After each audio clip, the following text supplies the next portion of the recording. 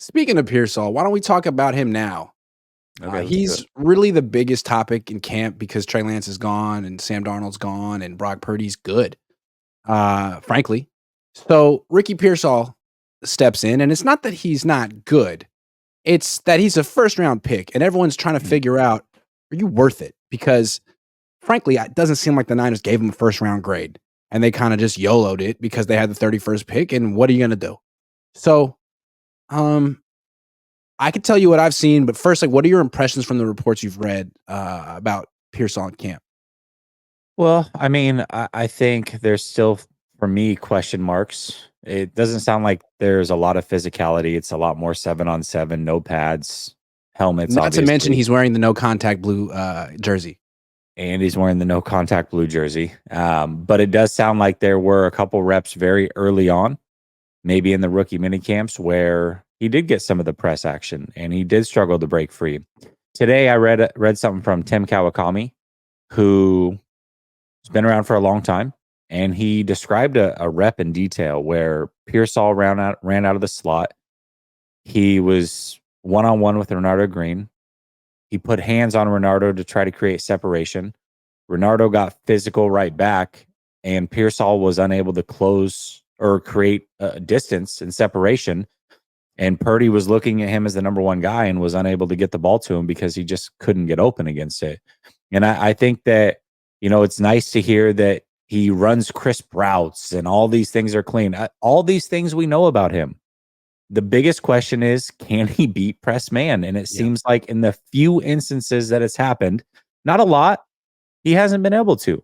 And so that is something that's going to be, he's going to have to continue to work on it. And usually what happens, Grant, is guys, whatever the scouting report is on players when they come out of college, usually that first year is exactly the player that they are. It's going into year two where they have time to develop and work on it. So I'm not saying Pearsall can't eventually break this, but in year one, he's probably going to be a guy that struggles with press man like you did in college, because you're coming straight from college, you're training, and then you're getting right into it. You don't know what a team wants you to work on or any of that yet. So it sounds like that's still a thing. I don't know that it's going to be fixed in year one, and I don't know that you should expect it to be fixed in year one. I'll tell you one rep I did see. He was lined up on the left on the line of scrimmage in Aiyuk's position. Matched up one-on-one against Samuel Womack, who's smaller than him. Press man. Samuel Womack got hands on him. Pearsall took the inside release, ran a dig route, and Womack smothered it. This is a guy who may not make the team. So what I'm seeing with Pearsall is like, let's talk about beating man-to-man coverage for a second.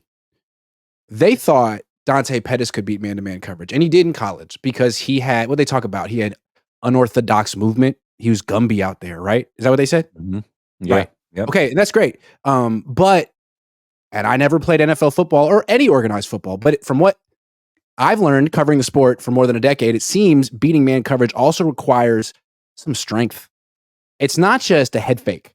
It's not just a foot jab. It's often your hands too. It's often using some physicality and strength to get open, because if you don't, the corners are going to have their hands all over you. Pause. So it seems to me that when you look at receivers who've really done well against man-to-man coverage, they're not just sleek. They're not just quick and shifty. They're also really freaking strong too. Brandon Aiyuk, Jawan Jennings. When we were younger, Anquan Bolden. There was no finesse to Anquan Bolden's game, but good. I mean, you could get hands on him. It wouldn't really do anything. He's knocking you off your spot. So with Pearsall, I don't think it's expected that a rookie would have that right away, although Aiyuk did. And that's the thing. Like, first round picks should be ready right now. You're almost 24. That's the expectation. So I guess we'll see. Yeah, I mean, I think he can beat man coverage. I think it's physical man coverage is where he's going to struggle. And there is a difference. I mean, I'm sure there's going to be, I can already see it, Grant. We're going to get halfway through the season. Somebody's going to give me a EPA chart, and it's going to say Pearsall versus man. And they'll be like, I thought he couldn't beat man. It's like, well, nobody said he can't beat man. We're talking about press man. Show me something with press man. That's what we're talking about. And that's not, listen, most of his routes, you can manufacture touches. You can get him in motion. You can get him in the slot, and you can help play zone a lot. all the time. So it's not like he can't be good right away. But the one thing that you struggled with in the Super Bowl, I would think you would try to fix that with a pick like Pearsall. And I don't know that he remedies that problem that you had in the Super Bowl. There's a lot of times you'll have a receiver. It's like, okay, well, he struggles against press man coverage, but he's so explosive. He's such a big play threat. He's so fast. He's so big. Good luck pressing him. Good. Most people will just give him a cushion anyway because they don't want to take the chance. I don't think people are going to approach Ricky Pearsall. Like, he's going to have to earn that. They're not going to give him corners won't give him respect. Starting NFL corners won't give him respect. And frankly, I keep saying that word. I'm going to stop. Promise. Neither will officials. Oh, Ricky Pearsall wanted a flag on that one. Who the hell are you? You're going to have to prove yourself first. I'm sure Dante Pettis wanted flags too, but it's the NFL. And you're going to be going against corners who have reputations and make a lot more money than you. And I don't know. I mean, he's not going to be playing much this year anyway, unless Brandon Aiyuk decides he doesn't want to play football anymore. So maybe that's for the best. Yeah, I mean, for me, I look at Pearsall and I think he can be a hell of a complimentary player. I think that he can be a great safety blanket for Brock Purdy throughout his career.